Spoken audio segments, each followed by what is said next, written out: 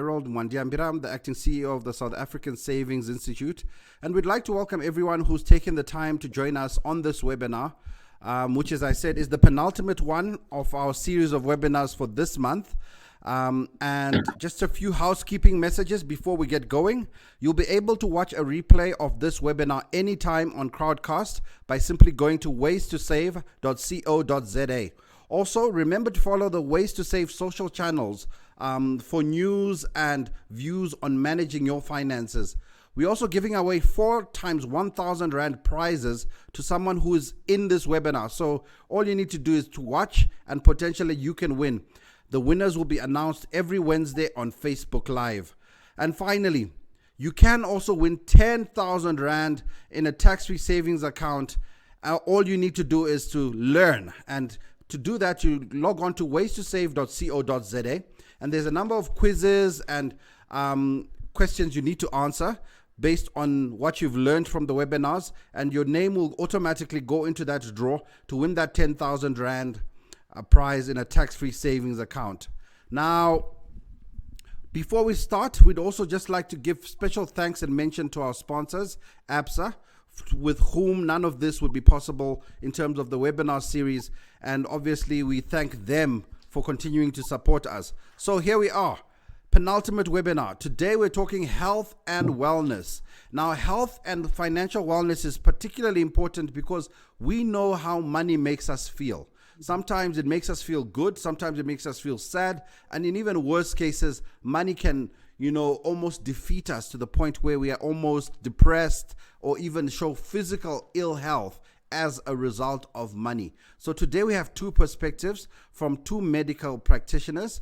The first who I'd like to welcome is a longtime friend, general practitioner, broadcaster, author, and social media activist, and she's a public speaker.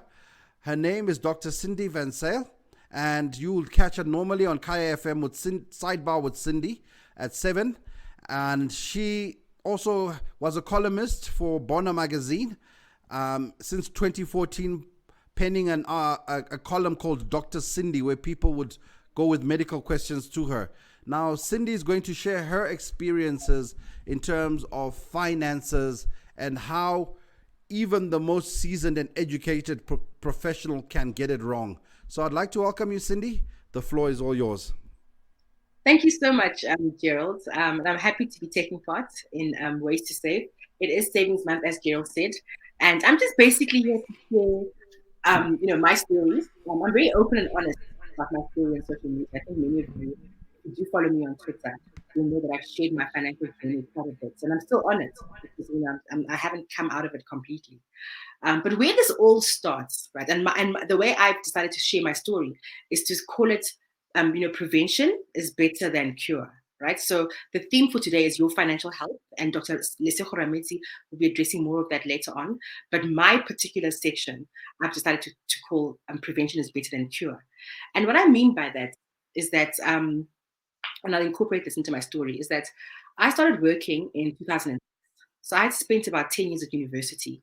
I did a BSc, and eventually I got into medicine, which was my dream come true. And eventually I graduated as a doctor.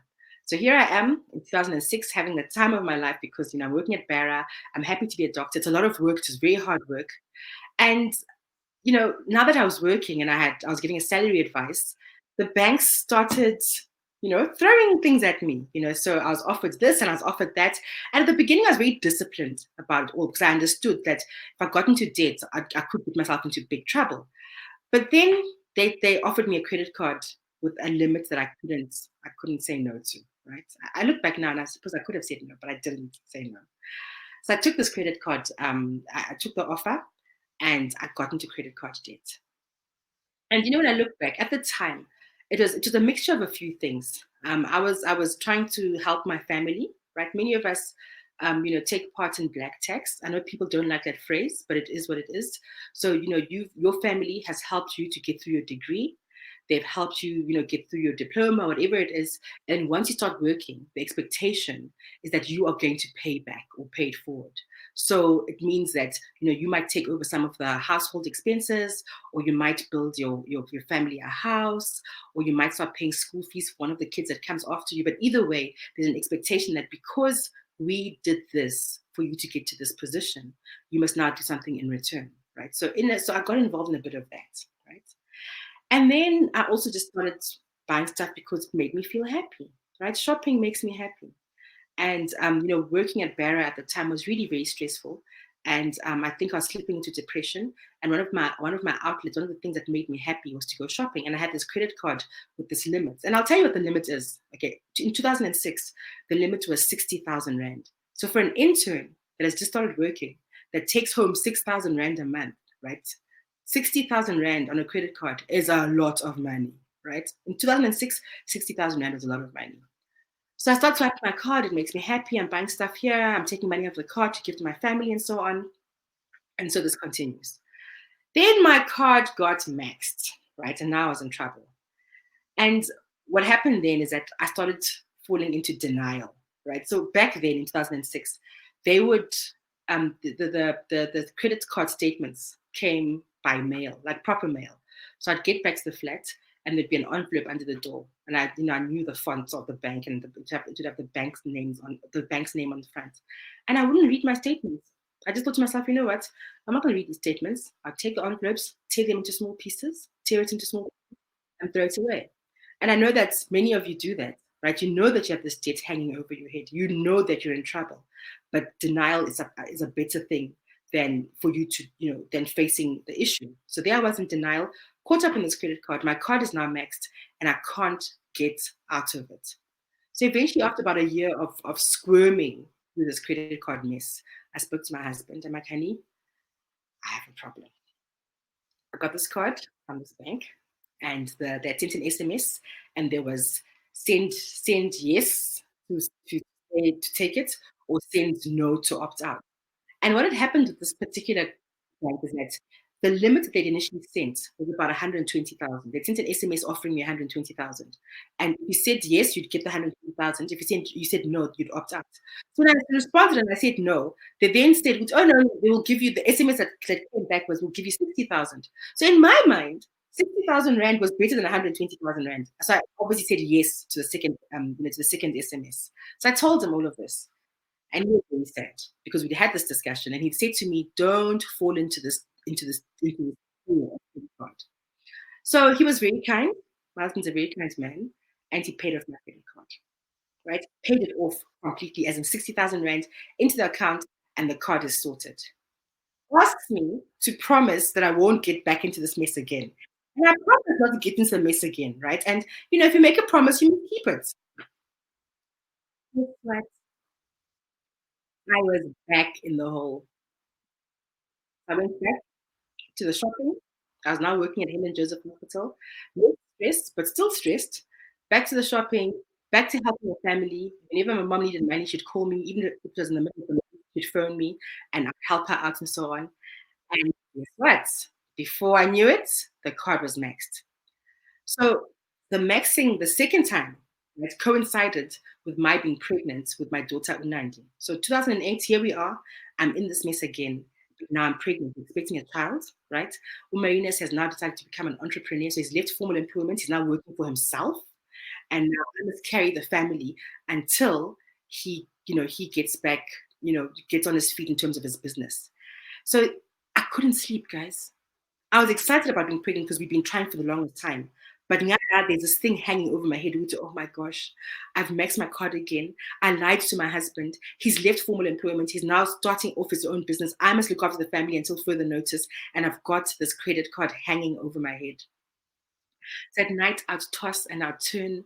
And sometimes he'd find me crying. And I'd tell him, Uti, oh no. But deep down in my heart, I knew that I had to do it, right? So one day, I wake up after crying. I'm like, honey, we need to talk. So he says, what's going on? And I tell him that, okay, remember how we spoke about the credit card and you paid it off? And I promised that I wouldn't do it again. Well, I did it again. And he's like, how much? He closed his eyes and he's like, how much? And I said to him, 60,000 rand. And guess what, guys? He paid it off again. So here we are. I've lied to my husband, right? I've made decisions without consulting him or at least talking to him. And now we're in this mess again because of my emotional shopping, because of the black tax I'm doing, and just in jail, right? Paid it off again, card is done. Says to me again, Sindi, we've been through this twice before. We're not going to go through this again. Do you promise? I promise. We're having a baby now and it's not going to happen again. I'm like, I promise it's not going to happen again. So life carries on. Baby's growing in my tummy. We're excited. We're having a baby girl and so on. I'm very happy. We've got the names. Everything is sorted out. Everyone's happy for us. The story didn't end there, guys. I'm embarrassed to say the story didn't end there. I did it again. I maxed my card again. But this time around, I even went a step further. So I got an overdraft and I got a personal loan. So now I was deep in debt, right? And the baby arrives. I'm very stressed. I go home to stay with my mom for a month. And I come back to my husband after, just because you need your mommy to help you out with the baby. I sit down, I'm like, honey, we need to talk again. And he's like, what? And he's like, no. I'm like, yes. And he's like, no. I'm like, yes. And I remember him looking at me and saying to me, he'd be happy if I could show him what I'd bought with the money. Right? He said to me, if you could, I love Louis Vuitton bags. He said to me, if you can show me that you bought 10 Louis Vuitton bags, or there's a car, or you built your mom a house, or whatever, I'd understand why you are now drowning in debt. But you have nothing to show for it. You have nothing to show for it. And I had nothing to show for it. And all it was emotional shopping, helping my family, and not having boundaries, not knowing how to say no when people ask me for money, right? Because I'm a very kind person, but I suppose, there's a limit to kindness, and it all revolves around boundaries, that you can help people when they need help, but there needs to be boundaries. Because after a while, you start enabling people. And they know that, whenever they phone you up for money, and it's family members, you'll always say yes. But there needs to come a time when you start saying no. And I didn't have those boundaries. I only learned those boundaries later on in life. So this time around, he says to me, you're on your own. He's like, you are on your own. I'm not helping you. And I remember going to FNB, going to one of the banks, sorry to mention the name. And I was carrying this 2-month-old baby. My child was screaming her head off. But I needed to go to the bank and sit down with them and just figure out how I was going to squirm out of this mess. And so I'm talking overdraft, personal loan, and credit card, right? So I've now gone in, right? So credit card was still okay. Now I'm in. And I sat there with this consultant, and I said to him, I'm in a mess. I'm not really sure how I'm going to get out of it. I'm currently on maternity leave. So if you're a government doctor and you're on maternity leave, you only get 50% of your salary, because 50% of your salary is overtime, which you do when you're on call and all of those things. So we sat down, we came up with a little plan, and I started, fixing my finances here and there. And you know what, guys? My daughter was born in 2008. We are now in 2020, and I'm still sorting out that debt. Because later on, in 2016, I took a revolving loan. And I really, really got into trouble, right? And that revolving loan hung over my head for the longest time. So I managed to squirm out of that, because that was the hardest thing for me to get out of. But personal loan, I managed to finish last year. Credit card is still hanging over my head, and so is the overdraft. And the reason why I decided to name my talk Prevention is Better Than Cure is because here's the reality of our lives, right?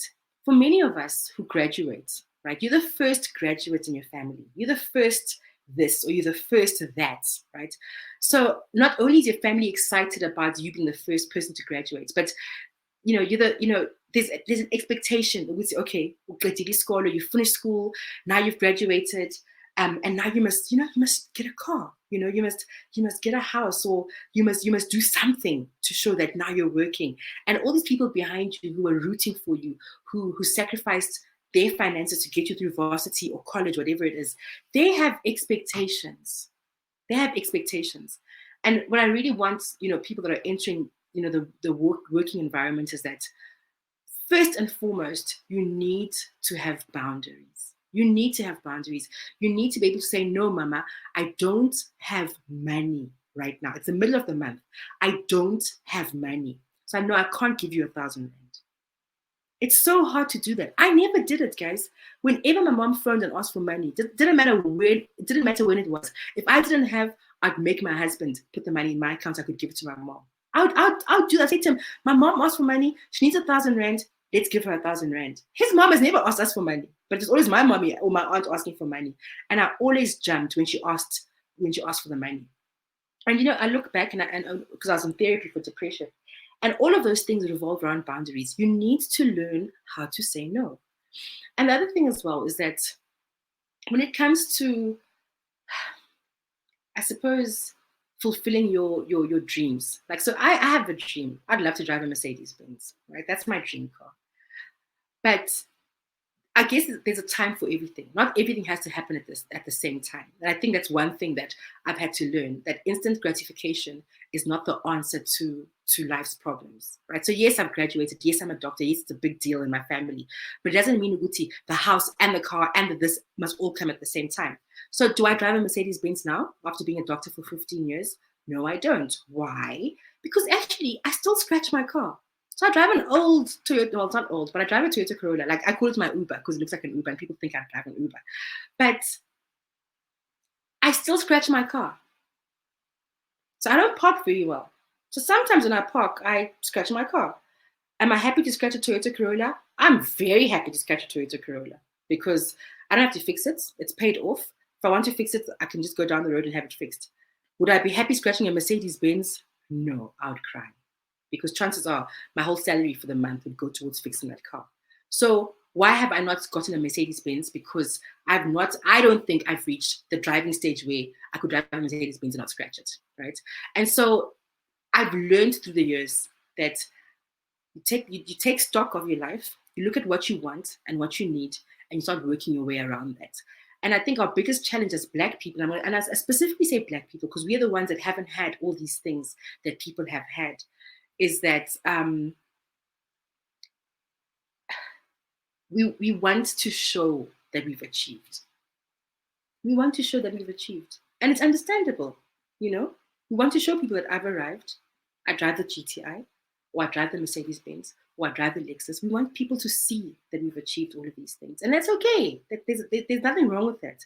But I just feel that there's a time and a place for all of those things.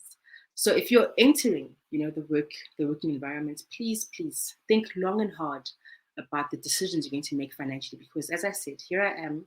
I started working in 2006. We're now in 2020. I'm still working my way out of debt, right? It doesn't have to be like this. I'm 44. I should be enjoying my money. I should be flying around the world, in first class Emirates. But I'm not. I've got this debt hanging over my head, which, if all goes well, in a year's time will be sorted out. But there was no need for me to go through all of that. And this is why I named my half of the talk, Prevention is Better Than Cure. There's some polls, so I'm looking forward to seeing what you guys have answered. So please make sure that you go through the polls and you answer the questions. The other thing I wanted to say is that some of the things that I really like, because I really love bags, right? And I really love Le Creuset pots, and I really love I love Le Creuset pots. I love Louis Vuitton bags. I love nice things. I've learned to save up.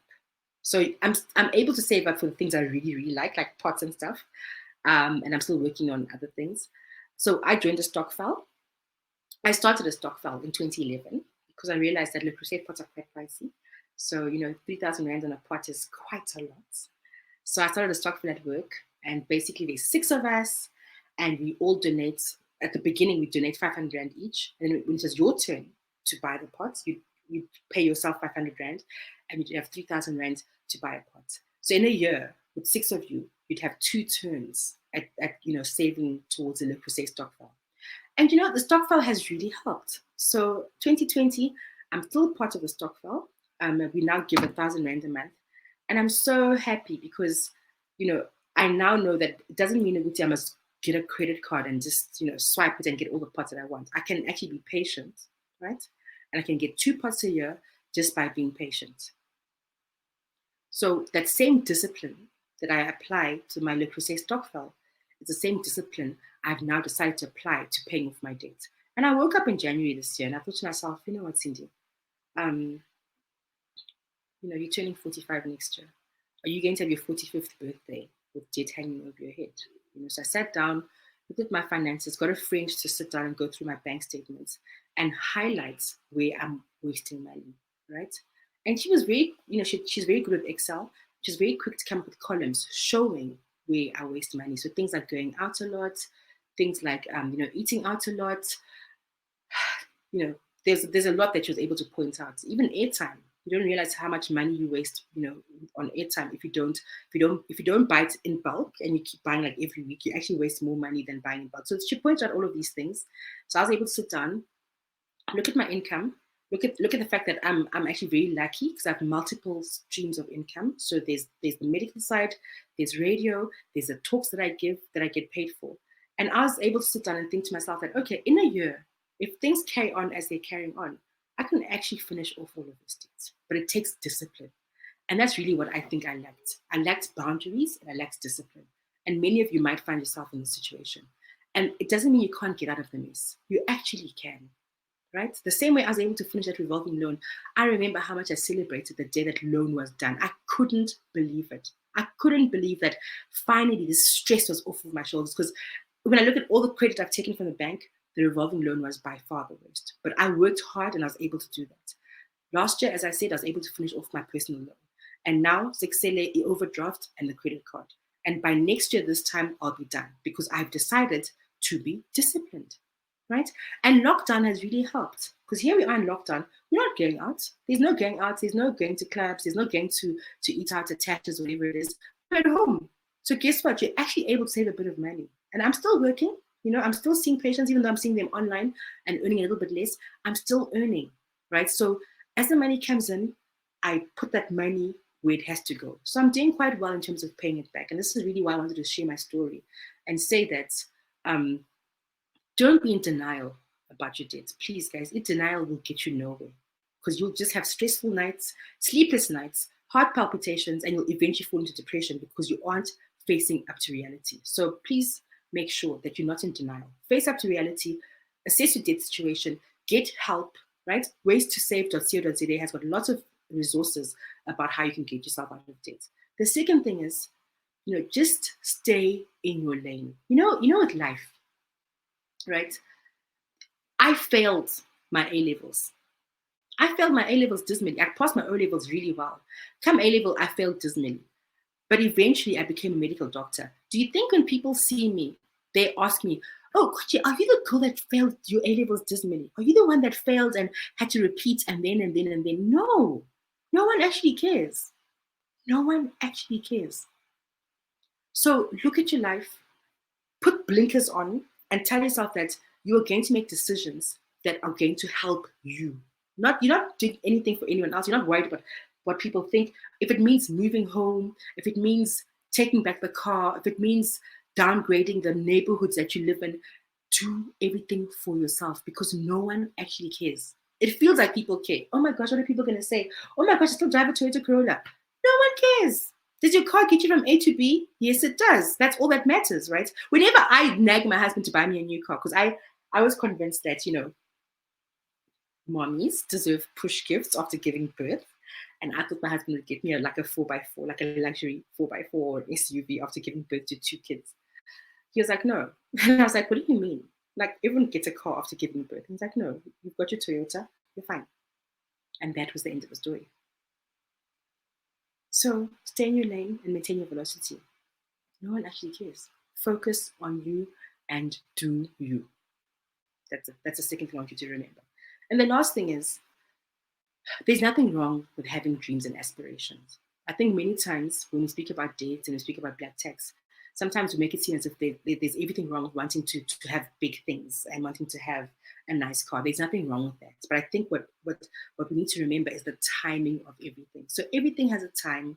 There's no rush in life. It's not a race because everyone's in their own lane, minding their own business. So just remember that. Be realistic about your goals. Be realistic about your situation, and things should get better. So I hope you've enjoyed my story. So prevention is better than cure is really what I want you guys to remember. That if you're still going to get into the working environment or you're going to make financial decisions, do everything that you can early. I wish I'd had this talk in 2006 when I was an intern at BARA. I wish, I'd known a person like Gerald. I wish I'd spoken to people that understand finances. I don't think I'd have made a lot of the mistakes that I've made. I think my husband's been very gracious about everything. And I understand why the third time around he couldn't bail me out. But I'm working on it. And hopefully, if we do this again next year, I'll have a different story to tell. I'll be coming to share something completely different and telling you guys how happy I am. I'm out of debt and everything's going well. But I should be okay in a year's time. So I hope you've enjoyed my story. I'm looking forward to your questions. And also, I'm looking forward to your polls. I think after Dr. Lesego has spoken, we'll just go back and look at what the responses were to the polls. Thank you, Gerald.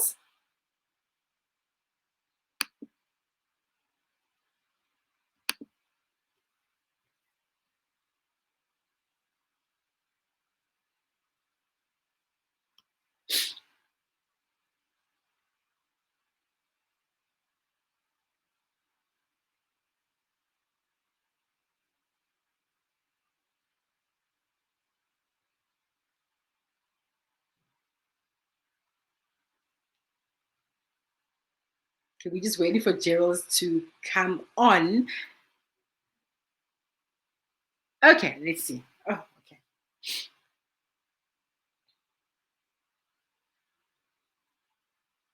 Okay, so we'll wait for Gerald to come back on. So let's go through the polls in the meantime. Okay, let's see. Gerald, are you back? Okay, so I asked a question: do you have credit card debts? And 28.3% of you said yes.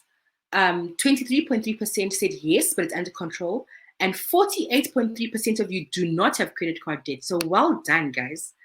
Then I also asked, do you have any debt other than credit card? So 69.4% of you said yes. And then 30.17% of you said no. So a lot of you have got other debts, which is personal loan, revolving loan, overdraft. And then I asked, do you pay black tax? And 60% of you said yes. And 38.7% of you said no. So the majority of us do pay black tax. We understand what it is and we understand why. Then asked, are you part of a stokvel? So 26.6% of you don't belong to stokvel.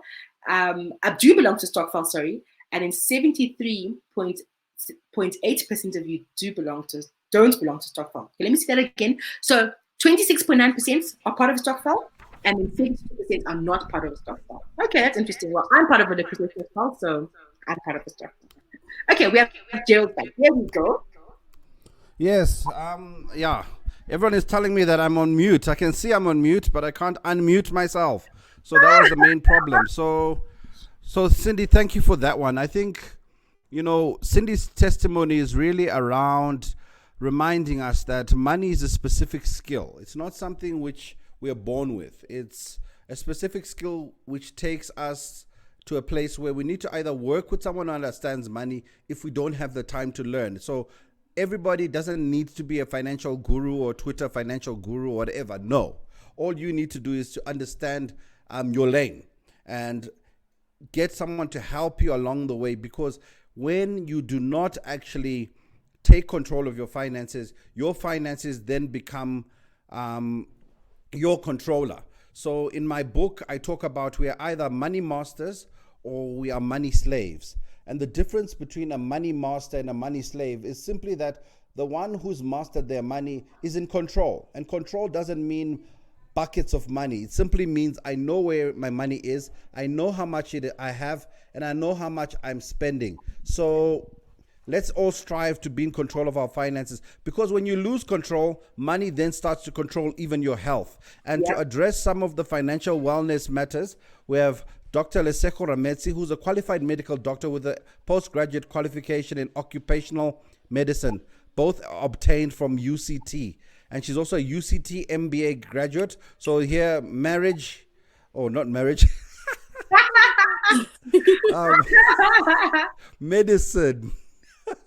Medicine meets business. The reason why I said marriage is because I watched that doctor show, Married to Medicine. So you can forgive me. That's what I was thinking, Married to Medicine, but no, it's not that. Dr. Rametsi is currently Group Head of Health and Wellness at ABSA Bank and a key player at the forefront of the bank's multidisciplinary task team, coordinating the response bank's response to COVID-19.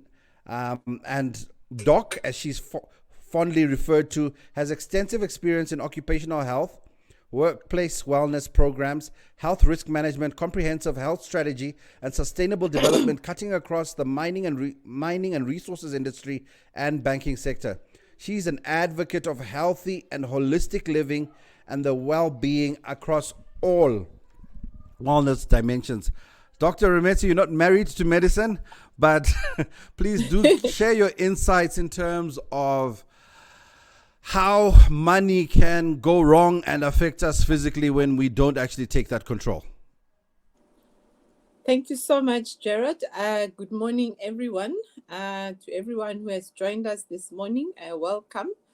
But I'd really like to say thank you to Dr. Sindi for sharing her story so candidly and honestly, because I really believe when we share our stories, that's how we really represent the authentic voice of challenges that people have to concede with, in their daily lives.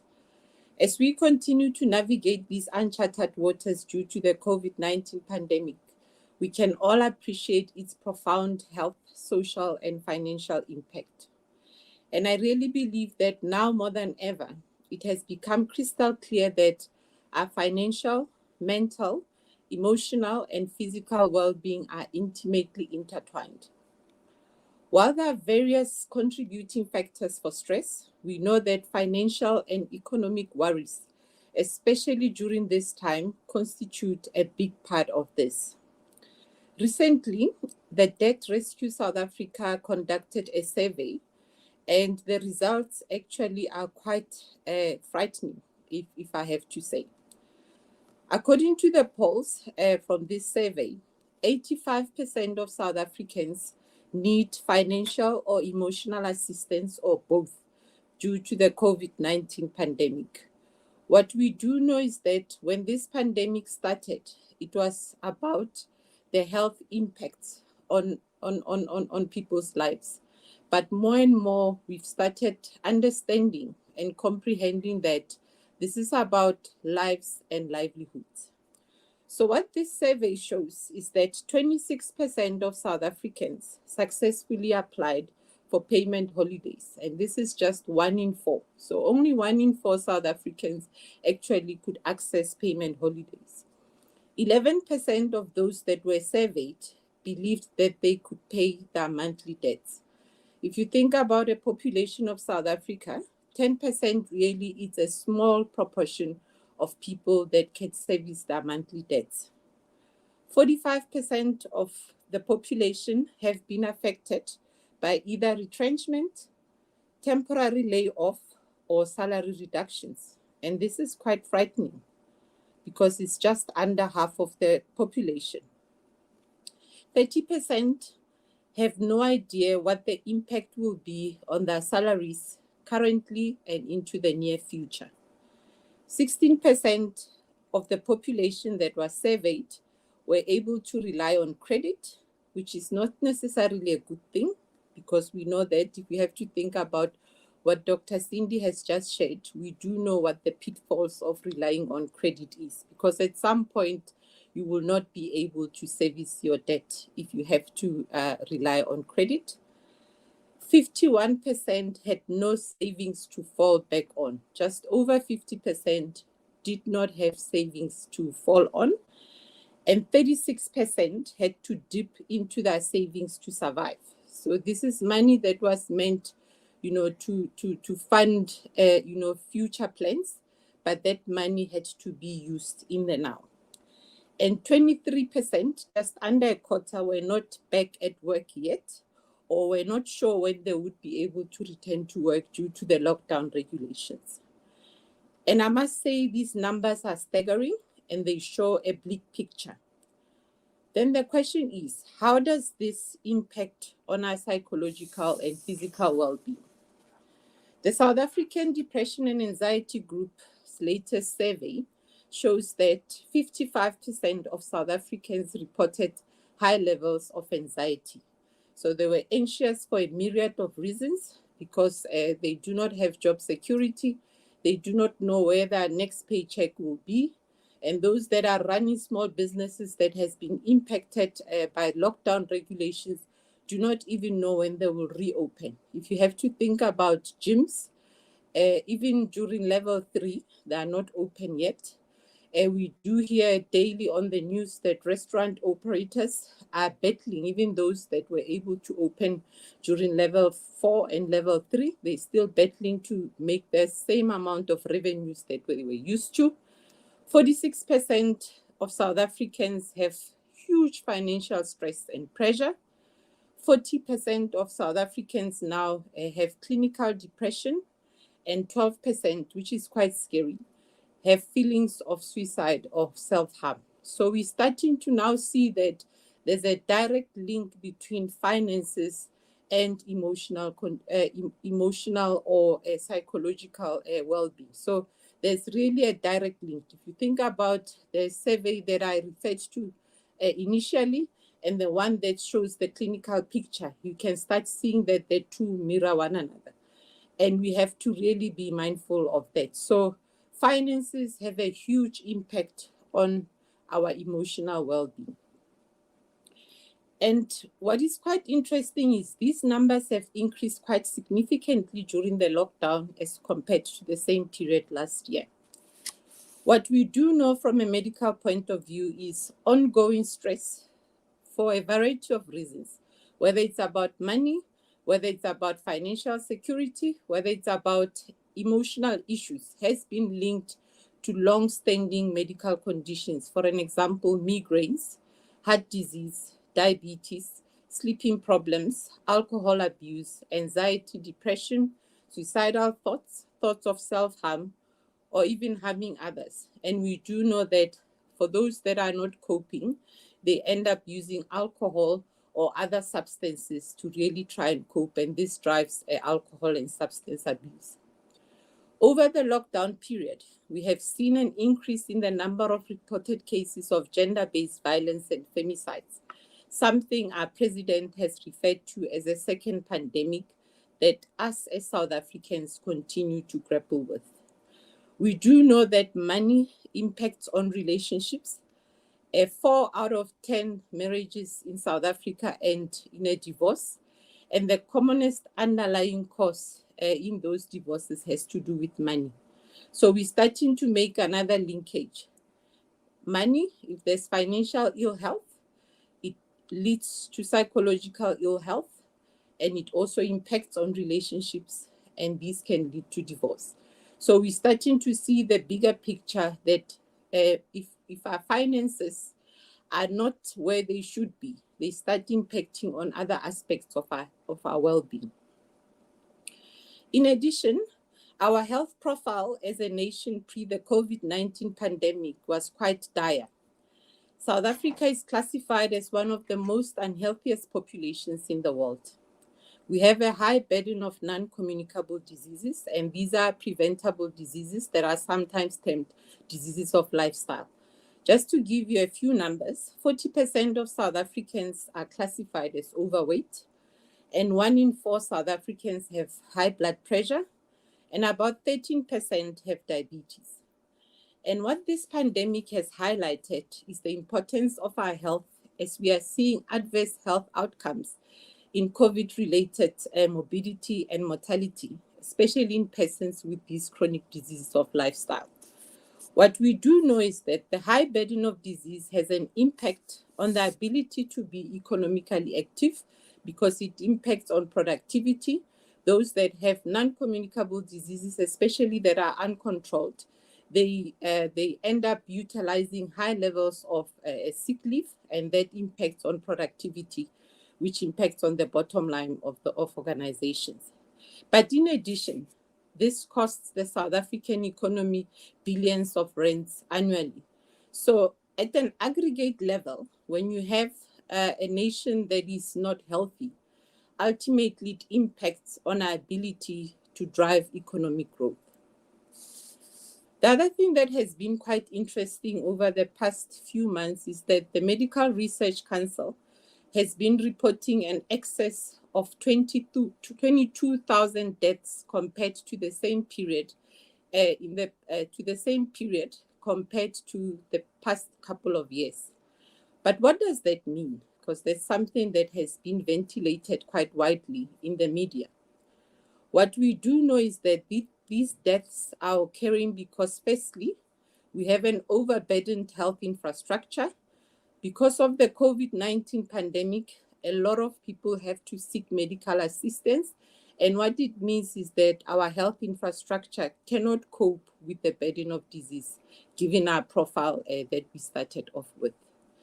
In addition, during level 5 lockdown, a lot of hospitals reported that most patients were not coming through for their routine medical appointments. And what that means is that we're having high levels of non-adherence to those communicable diseases that I referred to. And when there's non-adherence, you get medical complications, and that's where we start seeing these high levels of mortality. But in addition, because we do not have the adequate infrastructure, both from a building and a resource point of view, those that need health assistance, there's lack of access. So there are those who are unable to access testing, and they end up losing their lives without having had tested for COVID-19. So those are some of the reasons, that the MRC is seeing these excess deaths. So based on all these numbers that I've shared with you so far, you can all appreciate that these problems manifest into a vicious cycle, which will impact on the physical, the emotional, the psychological, and the financial well-being. And to what Dr. Sindi said earlier, from a health point of view, we always believe in the principle that prevention is better than cure. If you can prevent something, that's the best outcome. But going further steps ahead, if you can diagnose a problem early on, lives can be saved. And if you see a doctor early on, they can prescribe medication that will prolong life and prevent long-term complications. And I'm really of the view that the same applies to financial health. If you can prevent getting into debt, that's the ultimate goal. But if you do have financial challenges, the first thing is seek help. Do not hide your head in the sand. So as soon as possible, look into your finances. If something is a bit off, seek assistance and do all the right things to get yourself into the path of financial prosperity. I believe that in every challenge lies an opportunity. We have an opportunity to reset our lives, reflect, and prioritize our health and well-being. And this speaks to all facets of well-being. During these uncertain times, it is important to focus on what we know and what we can control. Make choices today that will improve your health, both from a physical, mental, and financial point of view.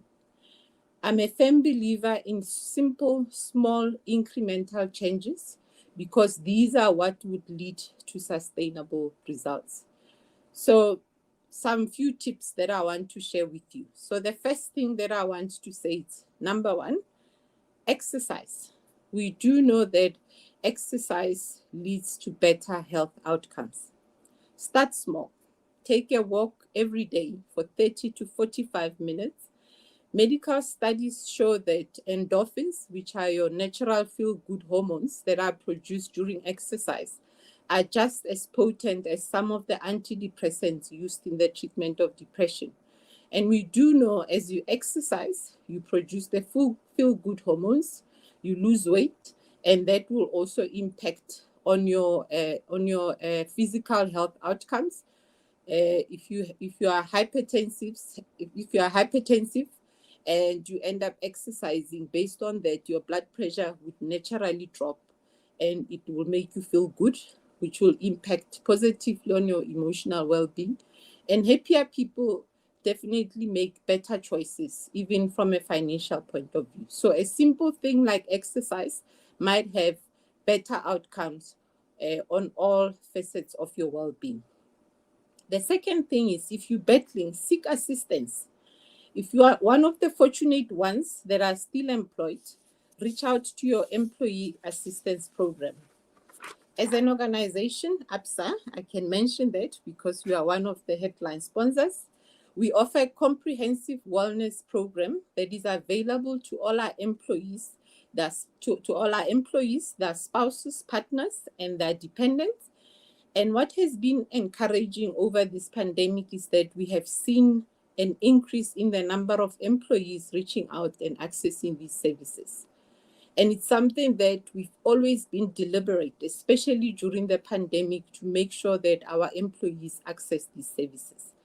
But if you're not employed or your employer does not offer these services, reach out to the South African Depression and Anxiety Group on 0800 456 789, and the service is available 24/7.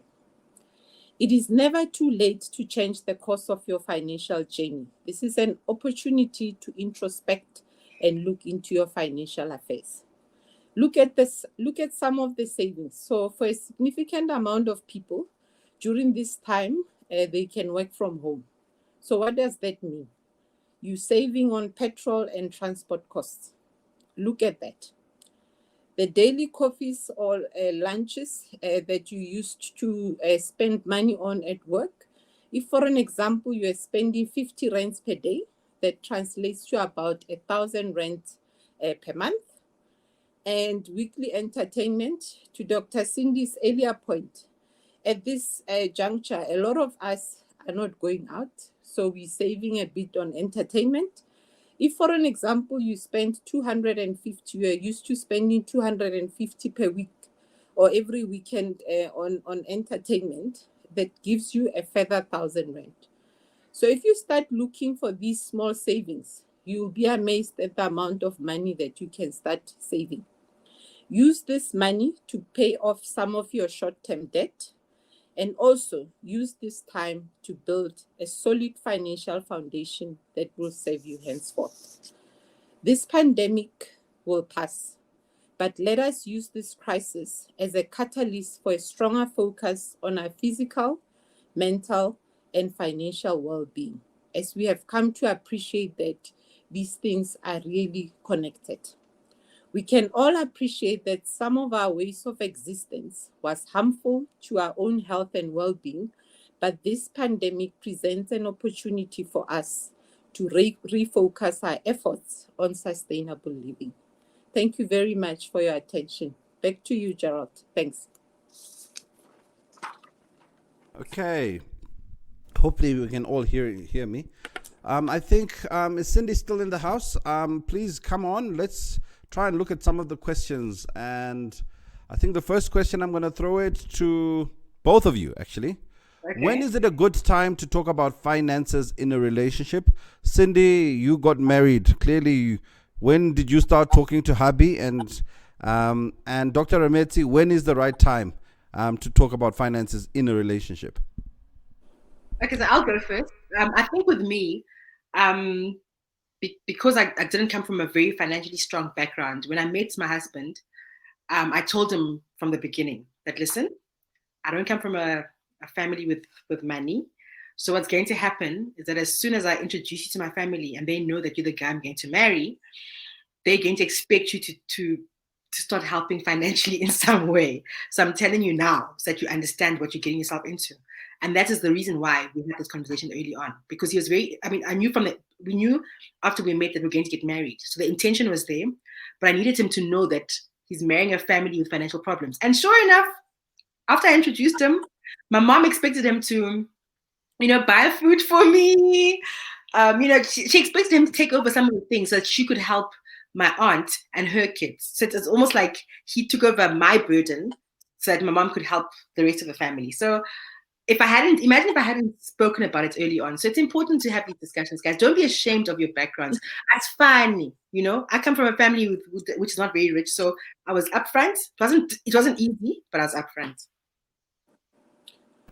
So, Dr. Rametsi? Look, Jared, my personal view is that, when you start a relationship, you always try and establish, your partner's value system. Yeah. And that value system talks to religion, their beliefs. And I think it even talks about, the football club. So you always yeah. So I was fortunate that my husband, when we met, at least we agreed on a football club. It was a tick, and I thought, okay, we are aligned. We will not have any discourse in the home. But I really believe during those initial stages of a relationship, money has to come in. You have to understand what type of person you're getting into. If you are a spender and your spouse is a saver, those things would usually cause, financial and relationship discord. Yeah. So, and I mean, it's easy for a whole lot of people to talk about everything else but finances. And I always say to people that you cannot share a bed with somebody when you do not even understand what their finances look like. So it has to be out in the open. And to my earlier point, if 4 out of 10 marriages end with a divorce in this country, and the underlying driver is finances, now more than ever, we have to really appreciate that finances are important in any relationship. It has to be the foundation, where you build your relationship. Definitely. Thank you for those answers. It's important to address finances in your relationship from the beginning. You can make it fun. And how you can make it fun is, let's do an ITC check on each other. I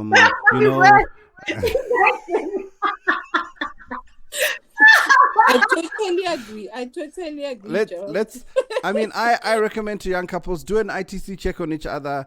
Let me see your pay slip. Let me see your bank statement. If you can't expose each other to those documents, that's true. It's scary. I know people who've been married years, and they'll tell you they've never seen their spouse's bank statement, and that's particularly worrying. The other question we had was, is debt addictive? I mean, obviously, Sindi gave us her testimony. It clearly is. Now, from a health and wellness perspective, Dr. Rametsi, how do you deal with debt addiction? Because it is actually classified as an addiction. So I actually do not think that debt is an addiction per se, but emotional buying. So emotional buying definitely points towards some form of pathology in a way, because people who tend to buy because of emotions, they might have underlying undiagnosed depression or other mental health conditions. In addition, there's also compulsivity, so that those who buy out of compulsion, and there's a link also with other, underlying mental conditions like bipolar mood disorder or manic disorders. We do know that people who present with some of those disorders have a higher propensity of compulsivity, and then they end up buying out of that compulsion. And when you do not have money in your savings account, you definitely end up blowing your credit card. So it's not about addiction to debt, but it's really compulsivity or addiction that is driven by underlying untreated medical or psychological conditions. Yeah. Now, let's address another question here, which is, so some of the financial related questions, I've handled them with VJ. So I can't expect you to do financial planning today. But I think the question we do have here is really around black tax. The emotional blackmail. Why is it so difficult to say no to family? And how does one go about drawing that line without feeling guilt? I'll ask both of you. Sindi, so you got married and you told your hubby about your situation. And I think your dynamic is even worse because there's a racial element as well. So you married a different culture, different race, a lot of things to deal with. And, how did you cross the black tax barrier? Because when mama calls and she needs money, she needs money. Well, look, Gerald, it was difficult because you can imagine I'm married into an Afrikaans family. My husband's Afrikaans. And the way they deal with money is my money is my money and your money is your money, right? So his mother has never called us and asked for money. I've been married to this man for 16 years. I don't ever remember an SMS coming through Guti, shota ngemali, shota nga this and shota nga that. So I explained to him early on, Guti, this is how some black families work. And when as the potential Mkwenyana, and after you've become Mkwenyana, you're going to be expected to come through when there's a problem. And so he understood that. He was very calm about it. But obviously, you know, we do have such discussions, especially when he feels that I haven't put in boundaries. So he'll explain to me, the way he says it is, you know, sometimes it feels as if it's Ubuntu gone wrong. He says, I understand the concept that you're trying to help your neighbor or you're trying to help the next person because you have extra. But sometimes it feels as if there's a bit of emotional abuse involved in it, which is true. So I think the way to deal with black tax and the burden on it is just be realistic about what's happening. You know, are you enabling a situation? Right? Are you making people helpless? Are people thinking to themselves, oh, okay, I can relax because Usindi, Naganjani 25, Imalaki Zongen. Are you enabling people and keeping that going? And also your guilt, right? Why are you feeling guilty about your family having helped you through university? Right? Why are you still feeling guilty 10, 15 years later? Because, you know, they helped you. They weren't forced to, but they did, which is fantastic. And maybe you can show a token of appreciation here and there, but you can't be feeling guilty 10, 15 years later. So I had to work through all of it. I must say it is something I had to work through. And obviously, I'm getting better at it. I'm not 100% there, but it's definitely not the same as it was in the past, because eventually it got to a stage where my husband just said to me, think of it like this. When you give money from your account, which you don't always have, I need to top up your account. When I top up your account, I'm taking money out of the mouths of our children. So I think when he made that analogy, it kind of hit me that, oh my gosh, actually he's right. I'm bleeding money that I don't have. He must help me, and he's taking food out of my kids' mouths. So that kind of helped me see things a bit differently. Guti, it's not just my money that's coming out. It's my money coming out, and he must top up, and then. Dr. Rametsi, in your viewpoint on black tax, and I think, look, let's call a spade a spade. You're a public figure. You're a senior executive at a big bank. Every relative who's called Rametsi has probably Googled you and tried to get in touch. I mean, look, I've had it where people on Facebook just say, look, we share the same surname, hook me up with money. So how do you deal with it practically in terms of black tax when you're now a public figure and people can say, but we know you've got it?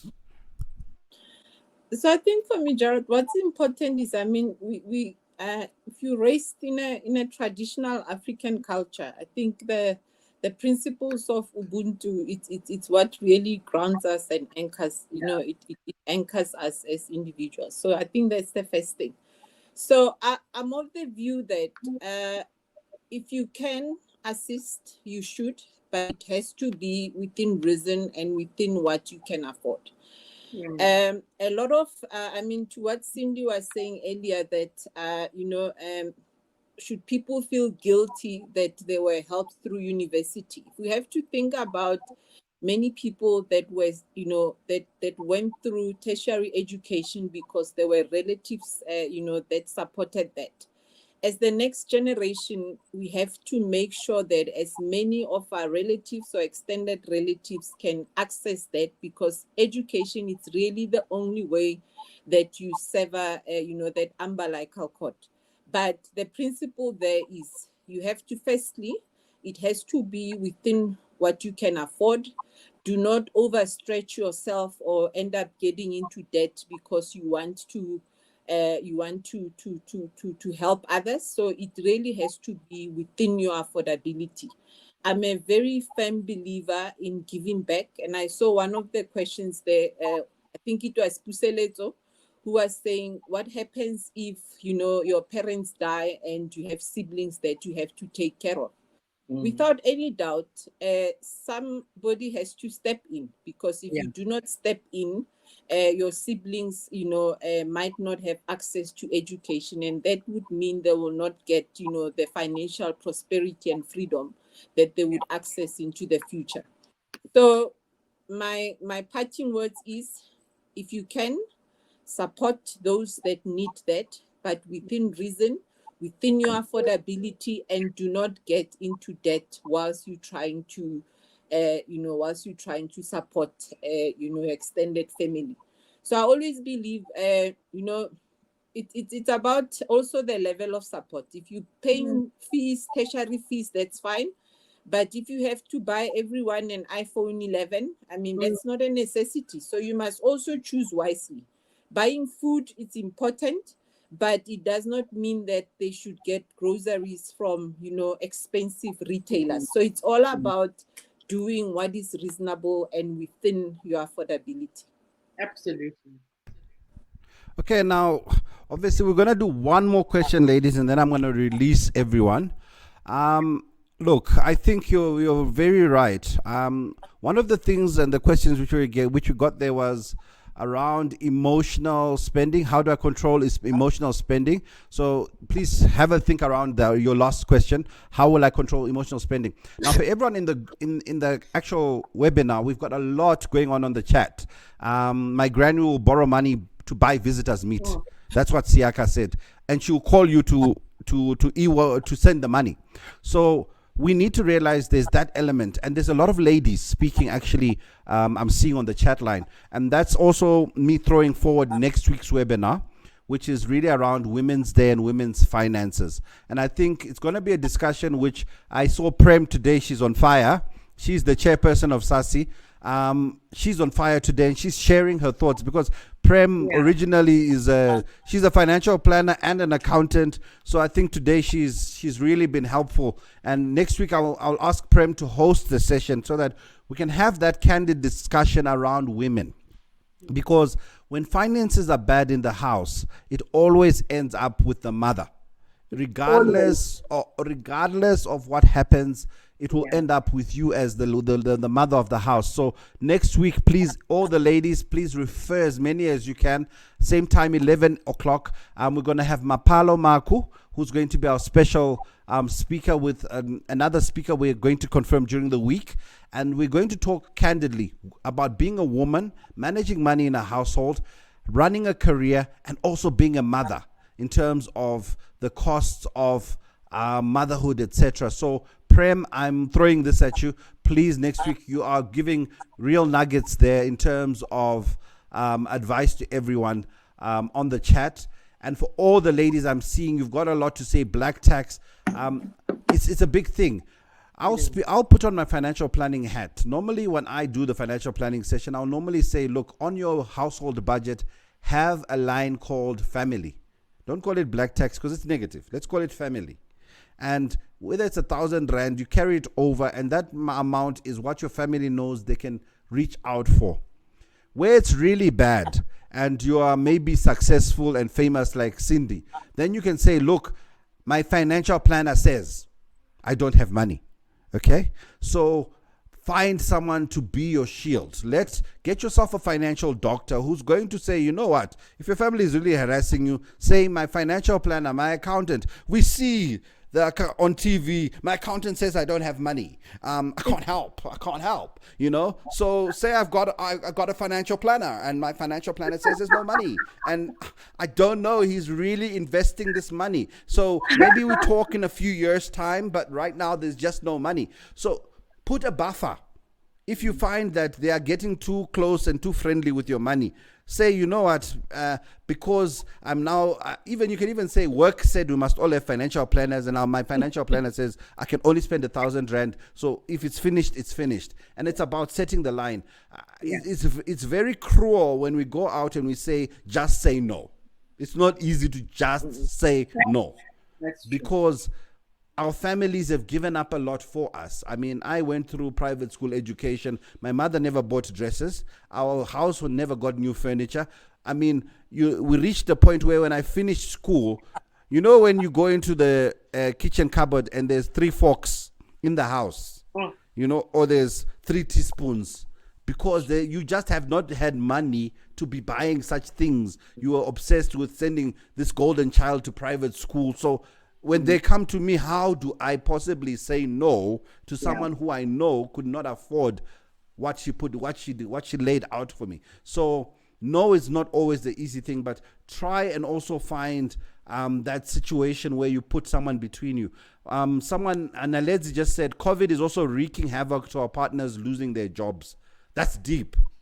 And I think maybe next week we'll also throw that to the panelists. How do you deal with your husband losing your job, or the breadwinner losing the job, or you losing your job? Because it's all about money. I think, we all think money it's the end result of our minds. So we need to try and control that. So get yourself, yes, my financial planner says I must only spend 2,000 Rand on family.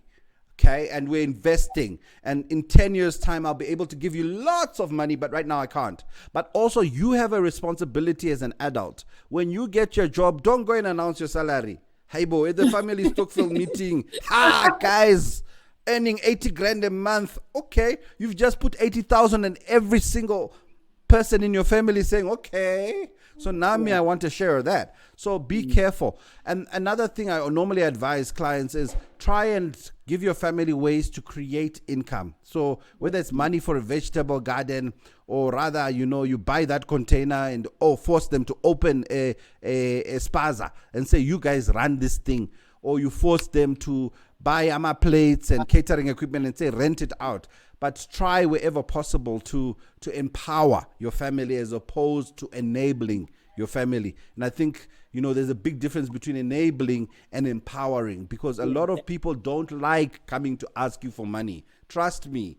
I've been that person at times where, you go and you ask someone for money. It's not a nice thing to do. So don't think they're doing it for fun and it's, let me call Sindi and ask for money. No, when someone asks, it's also an emotional strain on them just asking, because they're having to be humbled or sometimes humiliated to be in that position to ask you for money. So our final questions to our speakers, Dr. Sindi and Dr. Rametsi. I'm an emotional spender. How can I control this? This is coming from Nombuso. I know why I was an emotional spender, because I was subsequently diagnosed with depression years down the line in 2013. So my compulsive spending was me trying to fill a hole in my heart because I was living with depression. And now that my depression is under control and so on, I don't have those urges to be an emotional spender anymore. So it really is what Dr. Rametsi said, which it's linked in with some or other emotional turmoil, and a professional can help you. Yeah. So just to echo what Dr. Sindi said, usually emotional spending or buying, it's really linked to an undiagnosed mental illness. So if you do have those, compulsions to buy, even when you do not need to buy something, rather seek help. And I think we shared, the SADC line earlier. Speak to someone, seek professional help, and to Dr. Sindi's testament. After getting help, she was able to control the emotional spending. So help is out there. Make sure that you access help today before it's too late. Yeah, and Gerald, just one thing I want to say before we wrap up. My husband once got to a traffic light, and there was a homeless person asking for money, and the kids were in the car, and he said to the kids to help them understand debt. He said to them that man with his cap asking us for money is richer than your mother. And the kids are like, what do you mean, Papa? What do you mean? I mean, he's homeless and so on. He was like, he doesn't have any debt. Your mom has debt. She owes the bank money. But that man owes nobody money. The only money he has is the money in his cap and the money that he saved. But he's richer than your mother. And I think for my children, that analogy is going to stick in their hearts for the rest of their lives. If my kids ever end up in debt, it'll be a shock to me, because their father is very straight down the middle, and he's made sure they understand that don't go down this rabbit hole. So it's important, guys. It's really important, and I'm glad that we're having this open and honest conversation about it. Wow, thank you, ladies. And I think that's a powerful point to make, because a lot of us, we are sitting at home with helpers who come from different countries and think that they are suffering. They're not. They're actually wealthier than most of you. Jumping in your car, going to work, because you're carrying bond debt, you're carrying credit card debt, you've got revolving loan debt, you've got school fees debt, you've got all sorts of things debt. But every month you pay them, you feed them, you house them. They live well within their means, and ultimately they're able to actually create wealth in the long run, which some of us don't. I remember there was an article about last year, and I spoke about it a lot on media, around how many days can you survive without any income. And it's as simple as that. Yep. That is how wealthy you are. For some people, it's how long does your money last after payday? It means there's no saving, which means that after 5-6 days, that is you're done. So just like Sindi said, just like the homeless person, you are in the same WhatsApp group, except you're driving a nice car and you're dressed in nicer clothes. But you need to take control of your finances and realize that it's that simple, taking control of your finances. Next week, powerful. Mapalo Maku is coming through, Woman in Finance. She's an author, personal finance coach, guru, what, everything. Mapalo is real. She sold her house in the suburbs to move back Ekasi, and so that she can fix her finances with her husband. And that's also a story hopefully she can share in terms of the unity that's required in a couple's finances. She also spoke last year at Savings Month. She's the one who made the comment about saving water and bathing your children in the same water. Now, obviously, everybody are like, hey, you all bathed with your siblings, in the same water. Like, why are you acting like you never bathed together in the same water, pretending like you don't know? We all did it, And then I threw in the extra to say, let's add love in the equation. Bath with your spouse. And it's you put bubble bath and then it becomes romantic. Or you take a shower. So remember, follow us on social media. waystosave.co.za. We're giving away 4 times 1,000 rand. ABSA is also throwing in 10,000 rand in the tax-free savings account. If you do those quizzes, you're going to be wiser. Remember when I did my webinar, money, numbers don't lie. Numbers don't lie. If you run out of money in 2 days, the number is not lying. You are 2 days rich. You are working an entire lifetime for 2 days. Let's start building that wealth, and let's start building a movement. I love the way these webinars have gone, and hopefully we can talk to Dr. Rametsi and ABSA